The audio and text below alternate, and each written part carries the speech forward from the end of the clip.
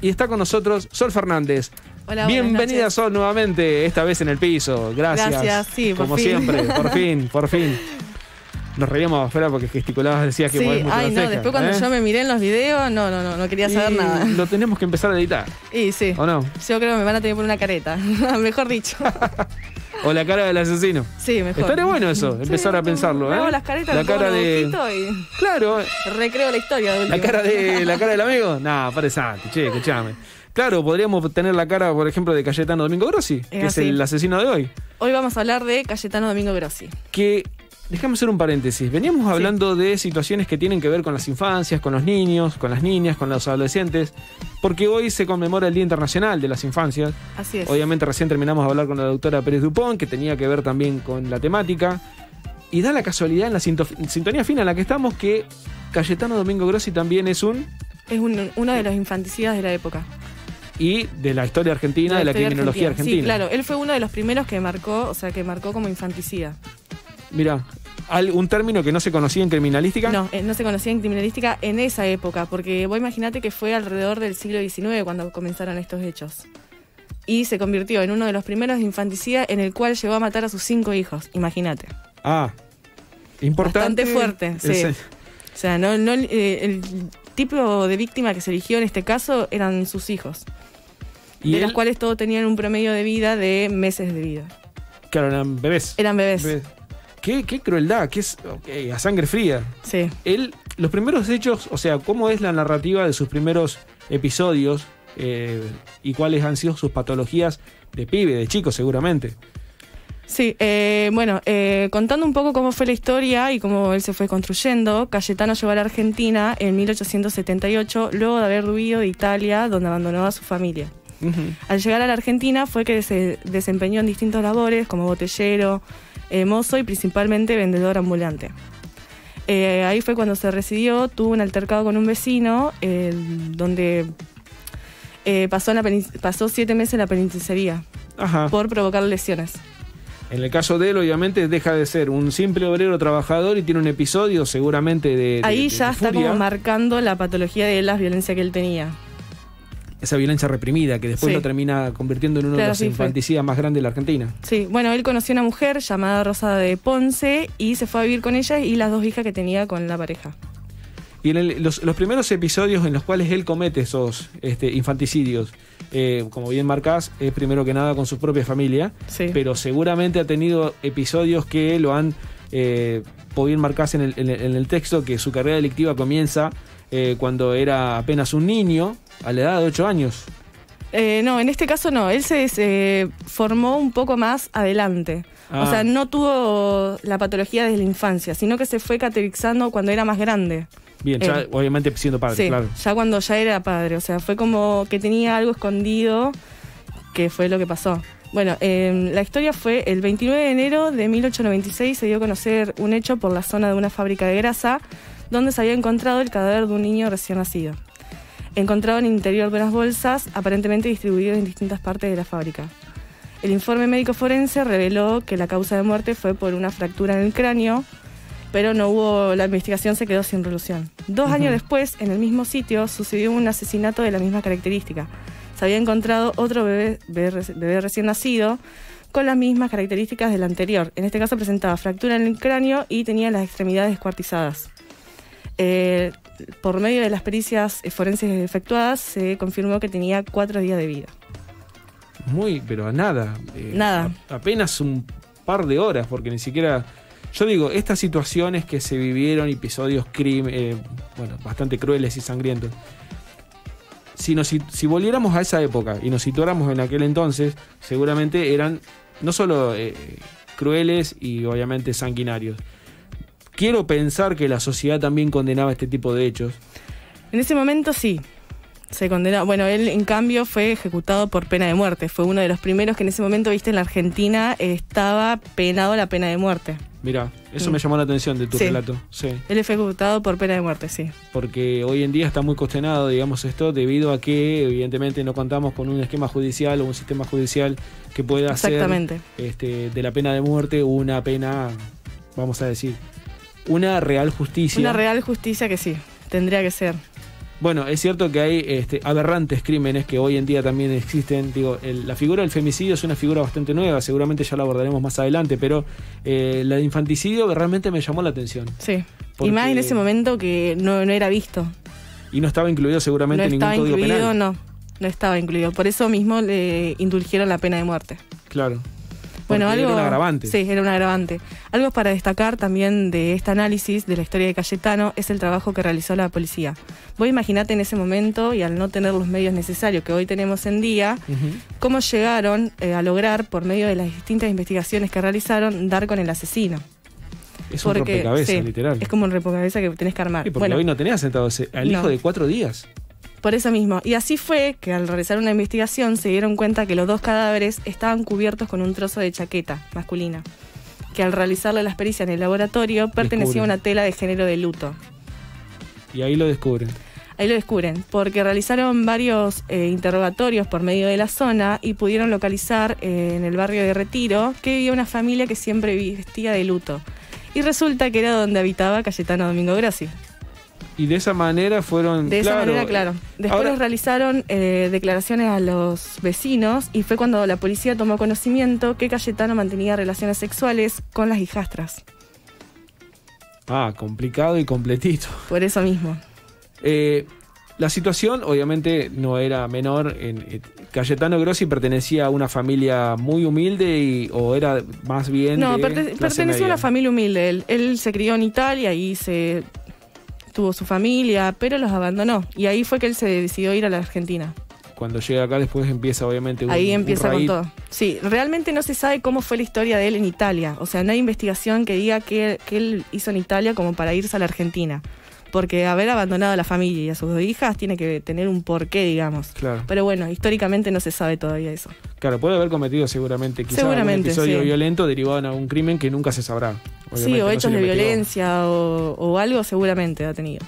En el caso puntual de él, después siguió con nuevas víctimas. ¿Cuántas víctimas, cuántas muertes se le atribuyen? Se le adjudicaron 5 víctimas. 5, que eran todos bebés, sí.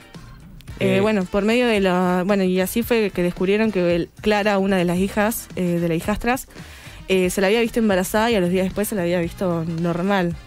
Se le realizó la declaración y confesó que había tenido 2 hijos más con Cayetano. Pero al momento de parir, él se los llevaba y le decía que iban directamente a un orfanato. O sea, algo que...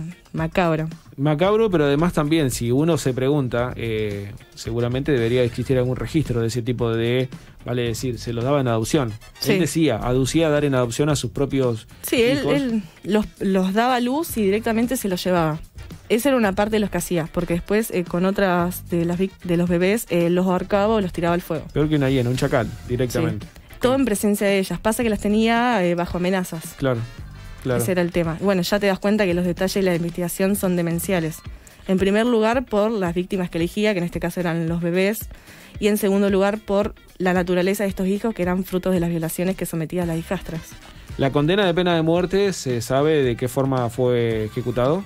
Sí, 3 comandantes le dispararon. Ah, bien, lo fusilaron. Lo fusilaron, fusilamiento. Sí. Fue un fusilamiento. Lo sentaron, le taparon los ojos, le taparon los pies y sí, lo fusilaron con 3 tiros. Primero le disparó uno y después le dispararon 2 más. Ese fue el momento donde lo fusilaron. Fue toda la ejecución, ahí están todos los reportes. Ahí ya estaba el cadáver que lo estaban por meter en el ataúd. Ahí donde estaba sentado después de dispararle. Ahí cuando ya lo están trasladando. Completito el informe. La verdad que, es más, obviamente no deja de ser una situación asombrosa, porque la verdad que no conocía este nivel de alevosía en los crímenes. Y que el apodo que se le adjudicó, el hombre de la bolsa. El hombre de la bolsa, sí, porque... O sea, a mí, de chica, mi familia siempre me decía, guarda que te va a agarrar el hombre de la bolsa. Y nunca supe desde dónde se provino este apodo. Y ahora, analizando todo, te das cuenta. Pero es que ¿dónde venía el hombre de la bolsa? Ahora ya sé. Imagínate, a mi edad, si tengo 42 años, sos mucho más joven que yo, pero también el hombre de la bolsa te va a venir a buscar, ese susto que te decían. Por eso te decía, siempre marcó parte de nuestra infancia también. O sea, claro, y calculo que lo seguirá generaciones y generaciones, casi que... Ya quedó ese dicho. Sí, termina siendo parte del lunfardo argentino, siendo que era un asesino, un macabro. Bueno, y ligado ni más ni menos que a las infancias. consecuencias. Porque, lógicamente, te asustan con el hombre de la bolsa siendo un infante, básicamente, un niño. La verdad que si uno pudiera reconstruir hoy en día la escena del crimen, que en aquel entonces se debe haber reconstruido, pero para poder dar con el asesino. Siempre hay un cabo suelto que debe haber llamado, más allá de la ropa, la atención, en la cual él comenzaba. Vos decían que uno de sus hijos tenía, primero que nada, una fractura de cráneo. Sí, las víctimas tenían fracturas del cráneo. En los análisis sucesivos, todos tenían la misma... Era un golpe. Era un golpe que le generaban el cráneo. Dentro de las 5 víctimas, algunas o las ahorcaba, digamos, las estrangulabas, después las tiraba al fuego y después las descuartizaba. O sea, era esa metodología que él manejaba. Quemaba el cadáver y los descuartizaba. Después, como él, los repartió cerca de una fábrica donde él vendía, era ambulante, digamos. Por eso eligió esa zona. Que 2 años después fue al mismo lugar para dejar la otra víctima. Sí. Qué sociedad completita, compleja la que teníamos por aquel entonces. No son datos menores lo que uno puede marcar. Estamos hablando del año 1912. Alrededor del siglo XIX, sí, no. Los hechos sucedieron en 1896, los primeros hechos que pasaron. Y él fue ejecutado el 6 de abril de 1900, porque fue declarado autor culpable. Ya saliendo del siglo XIX, entrando del siglo XX. Sí. Claro, claramente. Una sociedad marcada por 2 situaciones bastante particulares. Uno de los que vivían en extrema pobreza y algunos que de alguna manera tenían una posición un poquitito mejor acomodada económicamente. Sí, es verdad. Y bueno, en este caso, la concubina de Cayetano y sus hijastras fueron declaradas como encubridoras de los asesinatos y condenadas a 3 años de prisión. Algo para destacar. Sí, porque evidentemente esto también debe formar parte de la jurisprudencia argentina, sí, porque los sucesivos cambios que deben haber impuesto después en el Código Penal. Pero bueno, el dato creo que deja Cayetano es que se crea la figura de infanticidio ya entrando al siglo XX. Obviamente, vuelvo a repetirte, hoy creo que tenemos también la figura de femicidio impuesta dentro del contexto penal, también a fuerza de sangre, no a fuerza de muerte, claramente. Este tipo de situaciones claramente se ven forzadas así, pero bueno, la historia de Cayetano Domingo Grossi, el hombre de la bolsa, el hombre de la bolsa, nos asustaron mucho tiempo, es, vale decir, el generador o motivador de la figura de infanticidio en el Código Penal. Así es. La figura de infanticidio, ¿qué pena prevé hoy en día en estos tiempos? Tiene una pena depende del agravante, pero casualmente son de 5 a 15 años. De 5 a 15 años. Sí. Porque después si tiene determinadas características, si es menor, si son otras cosas que se le van sumando, se van agravando la pena. Corregime no, en realidad parricidio tiene que ver cuando los hijos matan al padre. Sí, es así. Es al revés. Es al revés. Bien, en algún momento algún crimen de esos seguramente va a aparecer. Vamos a buscar algunos de esos, sí. Y porque se ya va a aparecer. Y han aparecido muchos casos, es muy particular que el hijo mate a los padres. Siempre se ve. Mira el Santi. Ojo con River y Boca. Yo digo, no hace cosas que se me calienten después, Digo, están hablando ahí afuera del estudio y todo lo demás. Pero bueno, la verdad que me interesó muchísimo Sol cuando me pasó el guión de lo que íbamos a poner al aire en el día de hoy. Digo, mirá, la figura de infanticidio.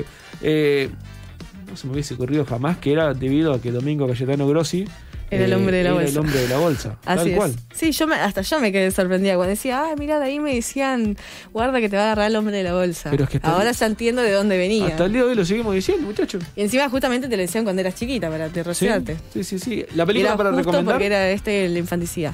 Bueno, hoy les traigo, no una película, les traigo una docuserie. Que es llamada El caso Watts, el padre homicida. Que tiene un poco de relación con lo que veníamos hablando de este análisis. La verdad es que nos hemos puesto de acuerdo todos, señores. Hemos hablado de infancia, niños. Obviamente no podíamos dejar. Ahí vemos imágenes en vortexsantarosa.com del caso Watt. Una serie de ¿cuántos capítulos, más o menos? Son de 5 capítulos, pero la historia es muy buena. Sí, una historia corta, pero queda choqueado con el final. Recomendación hecha, señores, para poder disfrutar en esta noche de martes húmeda, con una temperatura como para estar adentro, no queda otra, y también con una limitación importante que tenemos, porque lógicamente no podemos andar donde quisiéramos. Recomendación hecha, pasó Sol Fernández por Cero Alas con su columna La otra cara del asesino. Gracias, Sol, nos vemos el martes que viene. Nos vemos el martes que viene. Gracias.